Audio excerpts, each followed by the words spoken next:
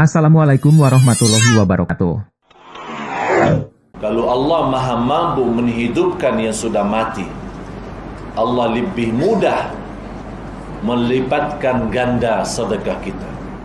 Sungguh Allah menerima amal-amal orang yang muttaqin, agar kita sama-sama masuk dalam golongan mereka, kelompok al-muttaqin yang dibahagiakan, diselamatkan oleh Allah dunia akhirat.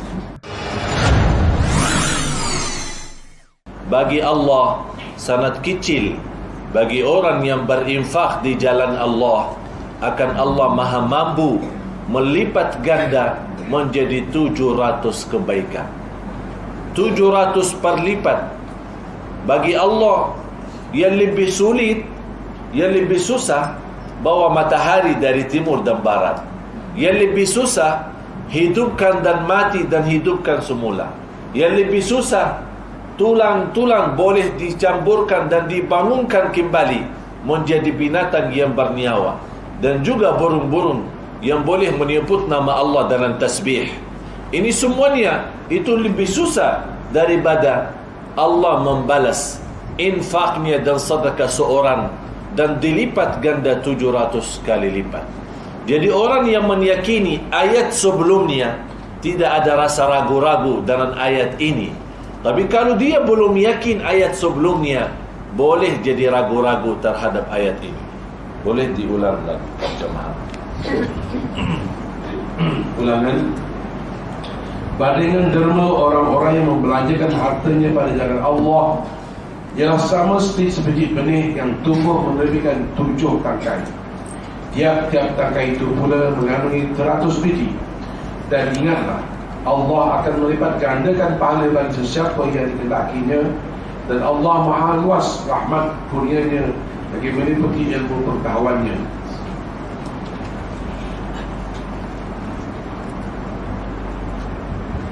Macam mana kita buktikan yakin ayat ini? Saya sekarang bertanya, Anda sudah yakin belum? Yang sudah yakin angkat tangan.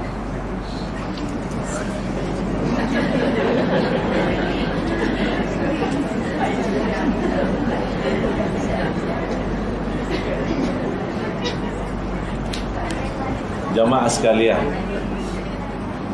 bukan karena soal saya minta dharma, ya, tapi saya minta satu.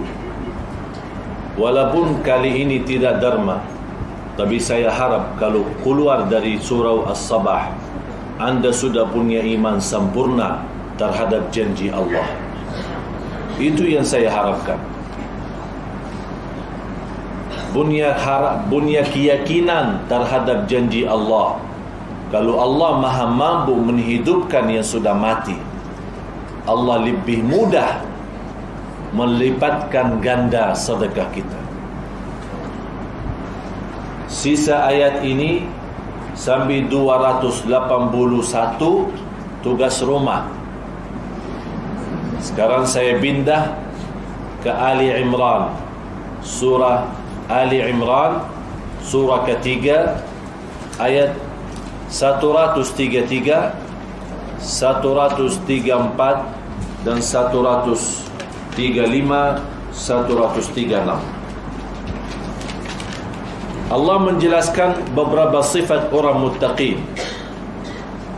Yang saya akhiri menjelaskan sifat orang muttaqin menurut ayat ini. Semoga jamaah sekalian dijadikan oleh Allah muslimat yang muttaqin. Karena sifat muttaqin adalah termasuk orang yang diterima amal ibadahnya. Innama yataqabbalu Allahu minal muttaqin. Sungguh Allah menerima amal-amal orang yang muttaqin, yang senantiasa bertakwa. Marilah kita sama-sama belajari sifat mereka dan apa karunia yang diberikan oleh Allah bagi mereka muttaqin, agar kita sama-sama masuk dalam golongan mereka, kelompok al-muttaqin yang dibahagiakan, diselamatkan oleh Allah dunia akhirat. Amin ya rabbal Al-Imran ayat 133. Dan segeralah kamu kepada mengerjakan amal-amal yang baik untuk mendapat keampunan dari Tuhan kamu. Segera. Allah mulai dengan kata segera. Artinya segera, tak boleh fikir, tidak boleh tunda-tunda. Oh nanti insya-Allah. Insya-Allah. Ini mohon maaf ya. Ini soal surga atau neraka. Soal surga atau neraka. Jadi tidak ada istilah saya mau musyawarah dulu, saya mau bertanya suami saya dulu. Ya, tidak ada istilah itu. Karena ini soal neraka dan surga. Tidak boleh kita tunda dan tidak boleh kita perlahan-lahan. Justru kalau urusan dunia boleh berlahan-lahan. Tapi kita sekarang melihat manusia, urusan dunia segera, urusan akhirat nanti saja. Insya-Allah. Terus insya-Allah. Bila insya-Allah. Itu saja yang dia berkata insya-Allah. Inilah sifat mereka. Allah mengajak kita segera agar mendapatkan ampunan, segera dalam kebaikan supaya mendapatkan surga Allah Subhanahu wa taala. Nah. Saya ulangi 133 wasari'u. Dan segeralah kamu kepada mengerjakan amal-amal yang baik untuk mendapat keampunan dari Tuhan kamu dan mendapat syurga yang bidang luasnya segala langit dan bumi yang disediakan bagi orang-orang yang bertakwa. Jemaah, perlu ampunan tak? Hah? Kayaknya belum. Betul. Mau diampuni segala dosa? Segala. Lahir batin. Dunia akhirat. Sejak kecil sampai besar. Dosa kecil maupun besar. Kita nanti lihat. Kita nanti lihat. Bukan hanya ampunan yang dijanjikan oleh Allah, yang lebih istimewa lagi adalah surga. Mohon ulangi surga. Ya. Saya senang ayat ini karena ada satu cerita. Nanti saya bawakan cerita. Nah, saya ulangi. Mendapat syurga yang bidang seluas segala langit dan bumi yang disediakan bagi orang-orang yang bertakwa. Yang dimaksud di sini, ukuran sesuatu ada panjang, ada lebar ya. Ini sekarang dijelaskan lebar surga lebih jauh daripada lebar langit dan bumi. Belum dibahas soal panjangnya, hanya lebarnya saja. Kalau dari bumi sampai langit pertama berjalanan 500 tahun. Dari langit pertama sampai menuju langit yang kedua 500 tahun. Satu langit lebarnya 500 tahun. Ceritanya apa? Malaikat Jibril minta izin sama Allah, ya Allah, saya mau masuk surga. Saya mau lihat lebarnya surga, bukan panjangnya surga. Malaikat Jibril memiliki sayap. Kalau dia buka sayapnya, matahari boleh tertutup, saking besar. Allah kasih, silahkan malaikat Jibril, terbanglah di dalam surga. Dia terbang 100 tahun sampai capek, dan dia berdoa, ya Allah, kasih aku kekuatan supaya boleh terbang lagi. Allah kasih, dan dia terbang lagi 100 tahun. Dia belum sampai ke ujung surga. Dia masih terbang lagi sampai 8 kali dia terbang. Kata Allah Subhanahu wa ta'ala, wahai Jibril, kamu baru terbang dalam kawasan satu orang ahli surga, belum yang lain. Satu orang ahli surga punya tempat yang sangat luar biasa. Ada cerita yang lebih indah lagi, sebagaimana di hadis yang sahih, terakhir orang yang Allah lepaskan dari neraka, api neraka, dan masuk surga.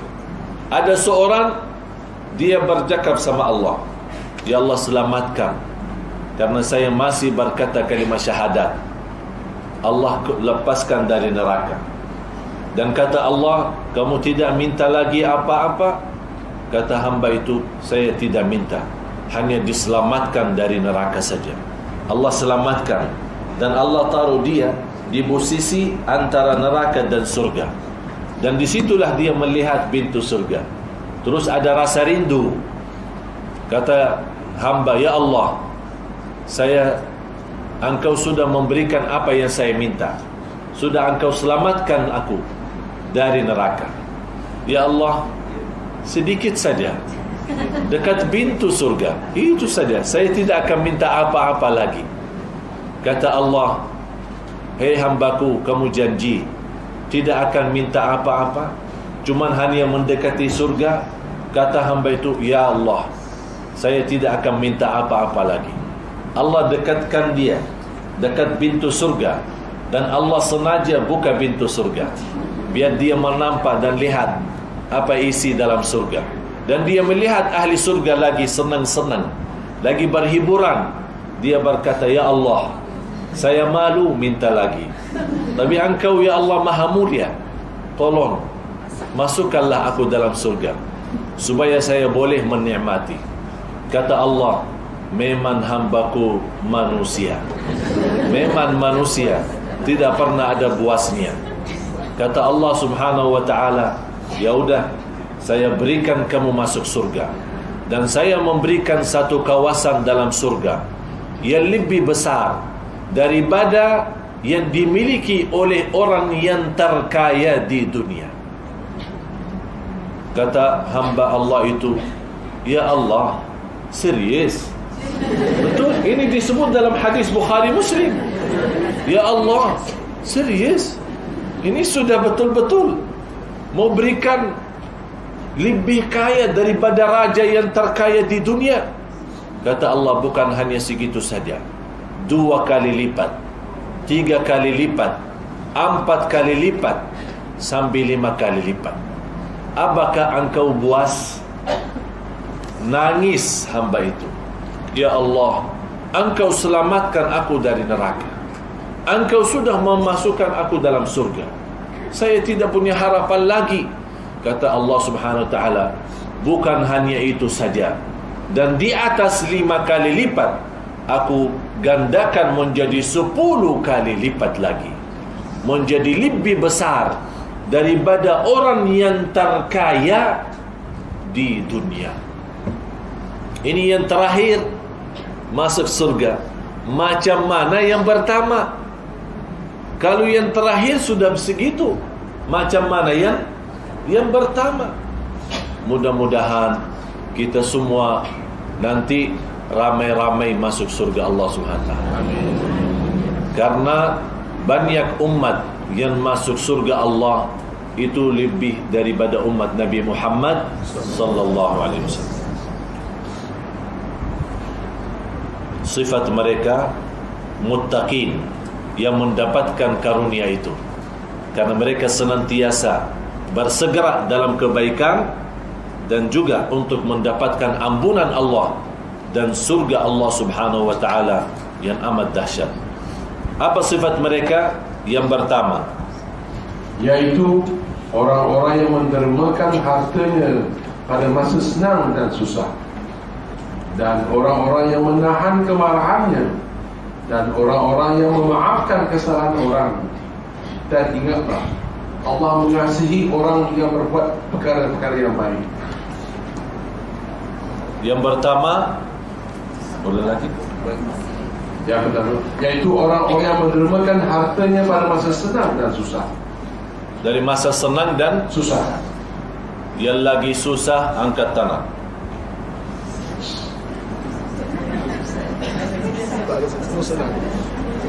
Yang lagi susah, angkat tangan. Maksud saya lagi susah, punya hajat, hajat dunia, hajat akhirat, anak suka lawan, suami kurang baik, itu semua namanya susah. Kurang senang hati terhadap suami, ya, atau merasa belum puas terhadap nikmat, atau masih merasa kurang sehat, atau merasa tidak nyaman, mengharap lebih kaya, mengharap keturunan salih-salihah, mengharap suami yang takwa. Kalau semua itu tidak dapat, berarti semuanya lagi susah. Sekarang saya tanya lagi, yang susah angkat tangan.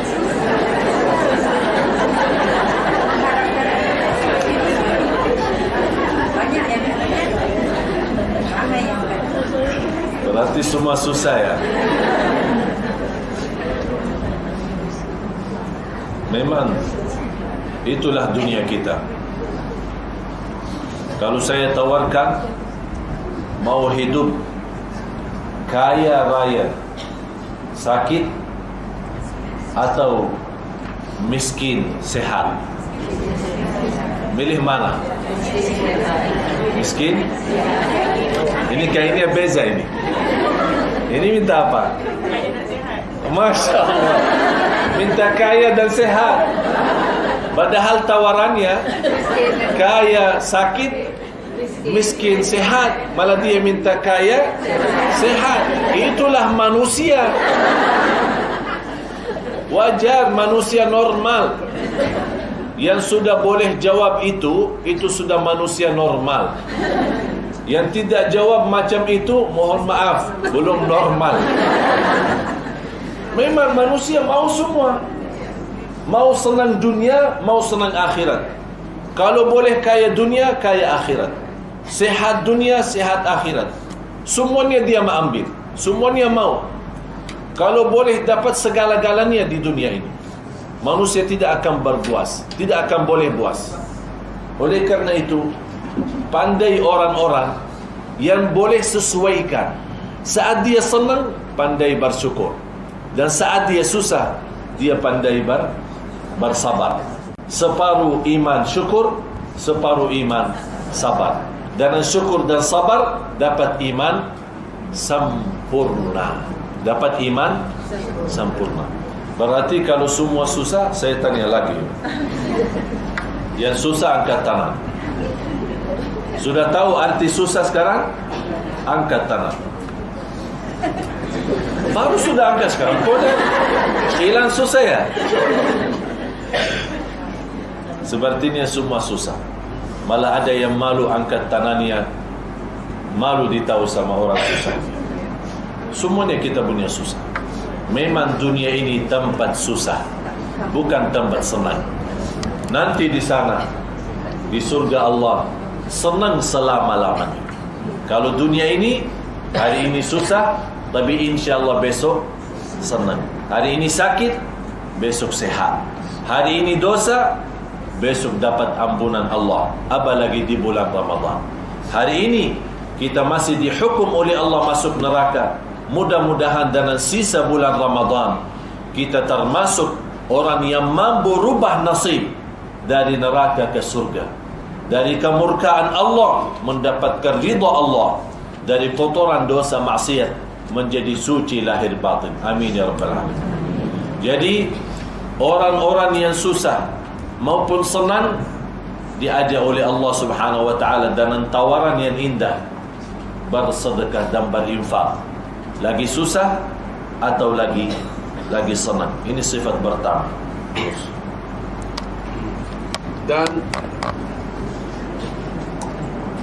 Dan orang-orang yang menahan kemarahannya, dan orang-orang yang memaafkan, menahan kemarahannya. Ini sulit bagi kaum muslimat.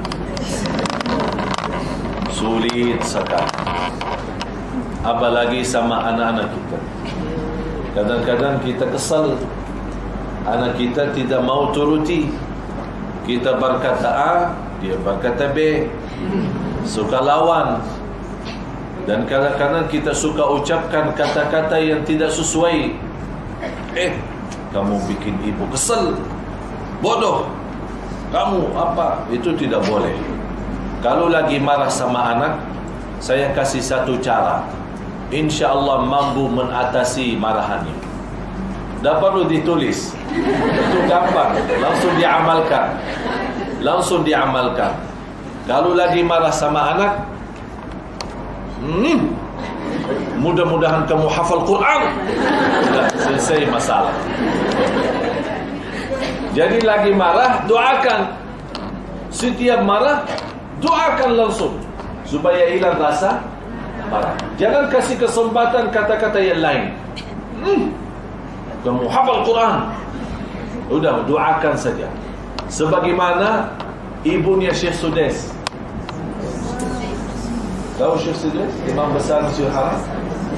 Dua orang yang boleh jadi imam besar Masjidil Haram umurnya masih sangat muda. Baman saya sendiri, kakak sama ibu saya. Itu baman. Hah? Sudahlah, paham sudah. Ya, sulit lagi. Jadi dia jadi imam besar Masjidil Haram umurnya 20 tahun. Jadi imam besar Masjidil Haram. Selama 13 tahun kemudian meninggal dunia. Dan waktu beliau jadi imam, dia sendiri, belum ada Sudais, belum ada ini. Beliau baru meninggal dunia. Waktu 80-an, 90-an, beliau kalau dia jadi imam, dia sendiri salat tarawih 23 rakaat. Dan kata orang tua saya, kalau beliau jadi imam, tidak dapat salah. Boleh sendiri selama bulan Ramadan, dia imam sendiri, tapi tidak ada satu kali salah dalam bacaan ini. Karena beliau senantiasa bulan Ramadan, bukan Ramadan, setiap hari khatam 5 juz. 6 hari dia 30 juz. Itu sudah biasa. Setiap hari semacam itu. Yang kedua, yang jadi imam umur 23 tahun adalah Syekh Sudais. Dia jadi imam 23 tahun umurnya. Dan sampai sekarang beliau masih ada. Sekarang umurnya kurang lebih 51, 52. Ya. Beliau macam mana ceritanya? Ibunya selalu mendoakan. Karena namanya Abdurrahman. Disuka dipanggil sama ibunya. Abdurrahman hafal Quran, jadi imam besar Masjidil Haram. Abdurrahman hafal Quran, jadi imam besar Masjidil Haram. Sejak kecil sampai dia sudah besar, dia suka ikut sama bapaknya ke Masjidil Haram. Dia masih budak. Namanya budak kan main-main, tidak diam kan. Tapi apa yang terjadi? Dia masuk masjid, dia suka nampak, ini Masjidil Haram. Ditanya sama ayahnya, ini apa? Ini Masjidil Haram. Ini budak tapi berfikir kan, oh ini ibu saya terus Masjidil Haram, oh ini Masjidil Haram, ya ini Masjidil Haram. Terus jadi imam besar Masjidil Haram, imam. Dia ditunjukkan sama ayahnya, itulah imam. Oh imam. Terus semua ikut salat, dia hanya tengok imam. Karena sebenarnya kata-kata ibunya ini memprogramkan otaknya. Jadi yang terbayang, Masjidil Haram imam besar, Masjidil Haram imam besar. Begitulah cara kita mendidikkan anak kita. Oleh karena itu, ucapan kata-kata baik sangat penting dalam urusan didikan anak. Oleh karena itu, tidak boleh kita berkata-kata yang tidak bagus. Kalau lagi marah, sebagaimana saya kasih cara, langsung, mudah-mudahan kamu hafal Quran. Tidak selesai. Atasi marahannya dengan doa. Semoga insyaAllah biasa lama-lama boleh hilang rasa marah. Terus orang-orang yang menahan kemarahannya dan orang-orang yang memaafkan kesalahan orang. Memaafkan ada 2 tahap, atau maaf 3 tahap. Memaafkan orang. Orang datang minta sama kita dimaafkan. Yang kedua, kita memaafkan sebelum orang minta. Yang ketiga, itu lebih luar biasa. Waktu kita sudah punya kuasa, ada orang yang pernah zalimi kita waktu kita miskin. Begitu sudah punya kuasa, orang datang Dia takut kan dihukum, tapi langsung kita saya maafkan. Itu pemaafan yang sangat tinggi. Itu persis yang terjadi sama Presiden Mesir sekarang, Muhammad Morsi. Waktu dia demo, tahu demo? Ikut bersama rakyat memberantahkan apa pemerintah mau jatuhkan presidennya, ditahan sama polisi dan dimasukkan dalam penjara. Yang urus dia masuk penjara ada satu orang jenderal besar. Itu yang diurus proses sambil caci maki masuk ke sana. Sekarang apa yang terjadi? Beliau lepas dari penjara dan jadi presiden negara. Ketua yang urus keamanan presiden yang pertama dia bawakan ke penjara. Dia panggil ke depan, suruh hadap. General datang, dia takut apa yang akan terjadi. Ini pasti dihukum karena dulu caci maki, diusir, dibar macam-macam. Kata presiden, jangan kamu takut, saya angkatmu menjadi yang tanggung jawab urusan keamanan. Masya Allah, langsung dia sujud syukur. Macam gitu akhlak Rasulullah. Waktu datang Fatah Makkah tahun 8 Hijriah, semua Makkah dalam kekuasaan Rasulullah, kuffar Quraisy pada takut. Jangan-jangan dihukum oleh Rasulullah. Selama sepanjang Rasulullah di Makkah diusir dan dimacam-macam sama mereka. Kata Rasulullah, Quraisy, macam mana? Kata kuffar Quraisy, ya kita kan satu keluarga. Kata Rasulullah, sekarang satu keluarga, dulu bukan satu keluarga. Emang dari dulu satu keluarga, macam ini sekarang satu keluarga. Anda orang mulia dan keluargamu mulia, dan dipuji-puji Rasulullah SAW. Kata Rasulullah, udahlah, saya tidak akan membalas dendam apa-apa. Silahkan bebas semua, aku maafkan semuanya.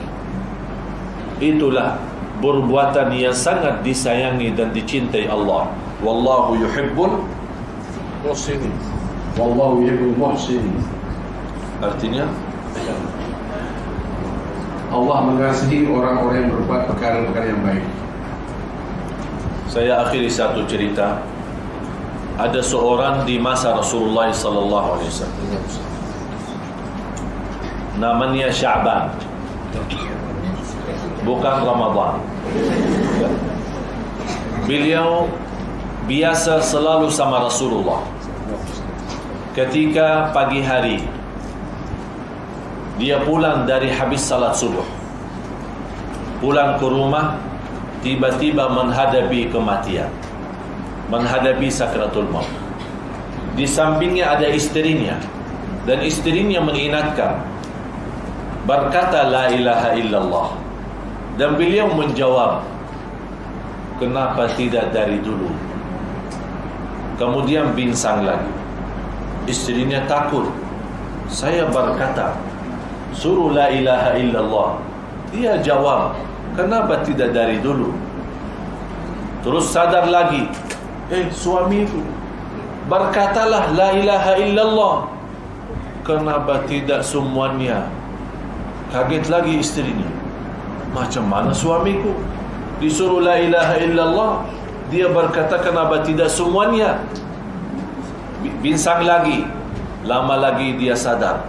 Diingatkan lagi sama istrinya, suamiku, berkata-kata la ilaha illallah. Dia menjawab, kenapa tidak yang baru? Dia bingung lagi. Kemudian suaminya meninggal. Dia nangis. Rasulullah SAW kehilangan Sya'ban. Mana dia Sya'ban? Disuruh sahabat beriksa. Datang ke sana, melihat Sya'ban lagi mau disiap-siap untuk disalati. Datang ke Rasulullah, apa yang terjadi? Istrinya lagi sedih dan nangis. Kata Rasul, kenapa kamu sedih?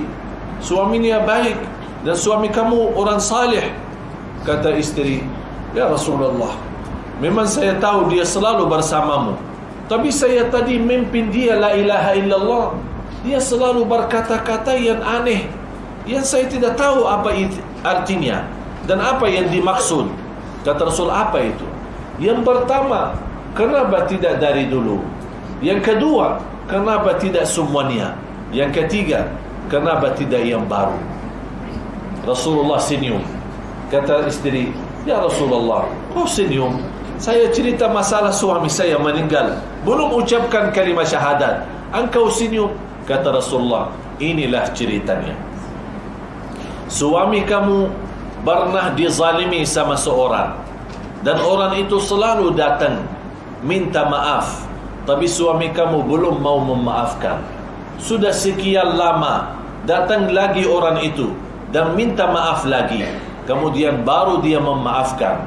Allah tunjukkan balasan pahala memaafkan orang waktu dia sakratul maut. Dia langsung nyesal, kenapa tidak dari dulu? Kenapa tidak pertama kali langsung saya maafkan? Kalau di sinilah Allah kasih basaran pahala, pasti kalau lebih dari dulu Allah kasih berlipat ganda. Terus yang kedua, kenapa tidak semuanya? Dia cerita, kata Rasulullah SAW, ketika suami kamu malam hari pulang ke rumah dan membawa roti untuk kita makan malam hari, dalam perjalanan jumpa orang miskin, dia lagi minta makanannya, dia bingung, cuma satu roti, tidak ada lagi. Dia bagi dua, separuhnya untuk orang miskin dan separuhnya untuk dia dan istrinya. Allah tunjukkan pahala amal salihnya. Begitu dia melihat pahala, dia langsung berkata, kenapa tidak semuanya? Semua roti saja, kalau separuhnya saja sudah pahalanya luar biasa, apalagi kalau semuanya. Terus yang ketiga, kenapa tidak yang baru? Dia diceritakan Rasulullah SAW, ketika malam hari di musim sejuk di kota Madinah, suami kamu pulang dan sudah lama membeli satu jaket, ya, satu jaket untuk menahan sejuk Madinah. Dalam perjalanan jumpa anak yatim dan lagi kedinginan dan kesujukan, untuk meminta sesuatu baju yang boleh menghangatkan. Dan melihat keadaannya, dia berkata, saya mau macam mana? Apakah saya kasih yang ini atau saya beli yang baru saja? Akhirnya dia berfikir, ya udahlah, saya berikan bekas saja yang saya punya. Diberikan. Allah tunjukkan pahala jaket yang dia bagi kepada anak yatim musim sejuk. Dia lihat pahala besar yang diberikan oleh Allah dan dia menyesal, kenapa tidak yang baru? Kalau bekas saja sudah pahalanya semacam itu, apalagi kalau yang baru. Sudah faham? Jadi sekarang amalan. Ini sekarang amalan. Jangan sampai ada satu saat nanti jamaah sekalian menyesal, kenapa tidak semuanya saya serahkan. InsyaAllah dan nawaitu, saya yakin dan saya selalu berkata, lebih baik bania dan ikhlas daripada sedikit tidak ikhlas. Biasanya apa? Sedikit itu biasa. Kalau sama saya luar biasa, ya, tidak boleh biasa. InsyaAllah banyak ikhlas daripada sedikit tidak ikhlas. Saya bicara sedih jamaah sekalian, sisa bulan Ramadan kita belum tahu apakah boleh jumpa hari lebaran atau tidak, apakah boleh kita jumpa Ramadan lagi atau tidak. Inilah kesempatan untuk kita semua. Dan saya sebagaimana janji, InsyaAllah semua titipan dan amanat InsyaAllah tidak salah guna. Kita berjuangkan untuk InsyaAllah kita taruhkan amanat di tempatnya. Bukan hanya di Indonesia, sebagaimana diceritakan oleh Tuan Abu tadi, InsyaAllah kita ada niat juga diadakan InsyaAllah di Malaysia satu gerakan, supaya kemarin kita semalam di Masjid Shah Alam, dan saya bermusyawarah dan yang urus di sana. InsyaAllah habis haji kita adakan satu program Silangur Menghafal Al-Quran. Saya gerakkan semua masyarakat, walaupun tidak pandai baca, kita gerakkan semuanya di mall, di pasar, di kedai, orang supir taksi, driver di rumah kita, pembantu kita, tuan rumah, pengusaha, polisi, semua satu gerakan. Sebagaimana saya gerakkan di Indonesia, alhamdulillah sekarang kita buat satu program di Binjara boleh hafal Al-Quran. Sekarang lagi pemerintah Indonesia bermusyawarah, orang yang boleh hafal Al-Quran dikurani separuh hukumannya di Binjara. Jadi kalau misal dihukum 10 tahun, kalau dia hafal 30 juz, dimaafkan 5 tahun dan boleh dia melepaskan diri. Termasuk beberapa juz boleh dikurangi. InsyaAllah ini yang menjadi gerakan supaya orang yang masuk Binjara karena dia salah, ini Al-Quran menjadi berbaiki, supaya insyaAllah keluar lagi tidak salah lagi. InsyaAllah membawa berkat ni Al-Quran dan cahaya Al-Quran. Ada satu program insyaAllah orang polisi boleh daripada menerima suap-suap, insyaAllah kita ajarkan Al-Quran supaya boleh dia menjadi polisi yang menghafal Al-Quran. Tapi program ini mohon maaf perlu perlahan-lahan. Jadi tidak mungkin langsung sekaligus 30 juz. Apalagi hal baru belum diterima. InsyaAllah mulai tahun baru Hijriyah kita akan mulai dengan satu sistem. Nanti ada satu saat akan tersebar bagaimana macam kita ikut program ini. InsyaAllah kita boleh sama-sama ramai-ramai untuk mengikuti program ini, supaya kita, orang tua, anak kita, cucu kita semua boleh gabung. Kemarin kita buat satu acara, satu kota Jawa Tengah menghafal. Cuba bayangkan yang ikut daftar dalam program menghafal Al-Quran kurang lebih 85,000 orang daftar. Yang kita ketemu, subhanallah, yang juara satu dapat hadiah kereta Suzuki 2012. Hadiah yang kedua ada 10 visa haji. Juara 3 ada 200 visa umrah. Dan juga ada hadiah-hadiah yang lain. Jadi semua sudah disponsori oleh perusahaan dan orang-orang yang mampu. InsyaAllah kita adakan di sini. Mungkin hari gerakan pertama belum dikenal oleh banyak orang, mungkin kita menghadapi sedikit sulit atau susah. Tapi insyaAllah kalau untuk demi agama Allah, kita insyaAllah terus berjuang. InsyaAllah nanti ada satu saat, InsyaAllah semua pengusaha akan membantu dan mensupport kita punya program. Dan tujuan saya, semuanya boleh membawa suara Al-Quran walaupun tidak mampu hafal. Kemarin di acara kita di Indonesia, cuba bayangkan kita bertemu siapa? Seorang anak, umurnya 2 tahun setengah. 2 tahun setengah. Alhamdulillah, ya, ngomongnya ajalah perlahan-lahan. Tapi ternyata Allah kasih berkatnya Al-Quran. Bapaknya ikut, mamahnya ikut, dan dia juga ikut menghafal juz 30. Kita bereksa, dia Masya Allah hafal. Dalam termasuk dia mendapatkan salah satu juara karena dia termasuk budak yang paling kecil. Ketemu lagi seorang ibu wanita sudah tua 98 tahun, buta, tidak boleh lihat, tapi hafal juz 30. Dan subhanallah, cita-cita dia untuk berangkat haji, malah dia dapat juara 2 visa haji gratis, percuma. Subhanallah. Cuba bayangkan berkatnya Al-Quran bagaimana. Itulah tujuan kami, semua masyarakat Selangor terutama dan Malaysia umumnya, untuk menghafal Al-Quran. Walaupun semampu-mampunya.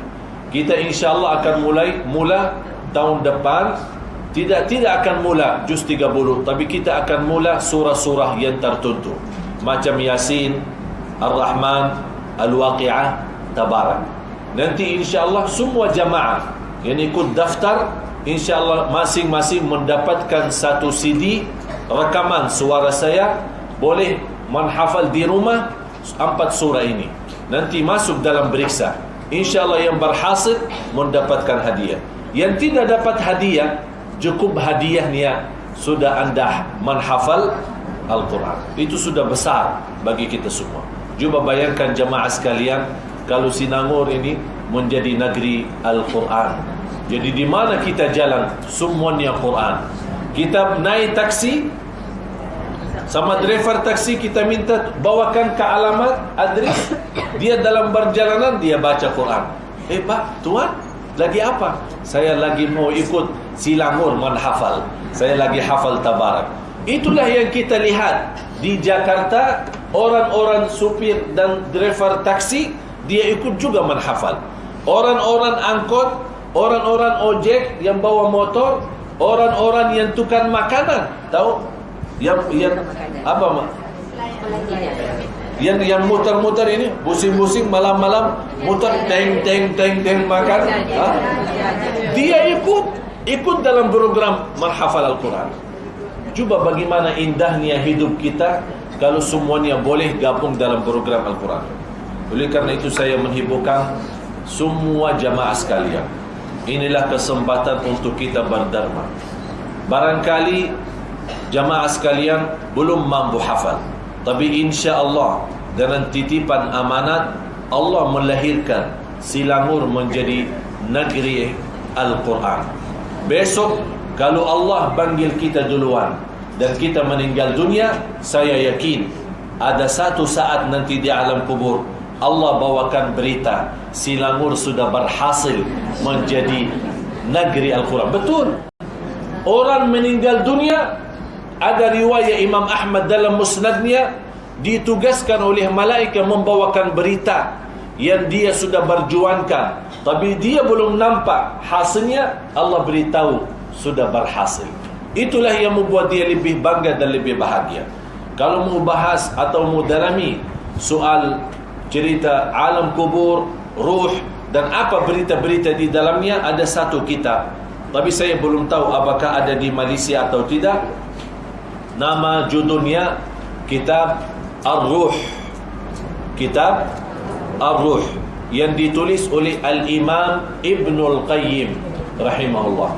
Setahu saya ada dalam bahasa Arab dan sudah diterjemahkan bahasa Indonesia, tapi saya tidak tahu apakah ada di Malaysia atau tidak. Kalau tidak ada, boleh ambil dari internet. Masuk Google, kemudian tulis saja Ar-Ruh Imam Ibnul Qayyim.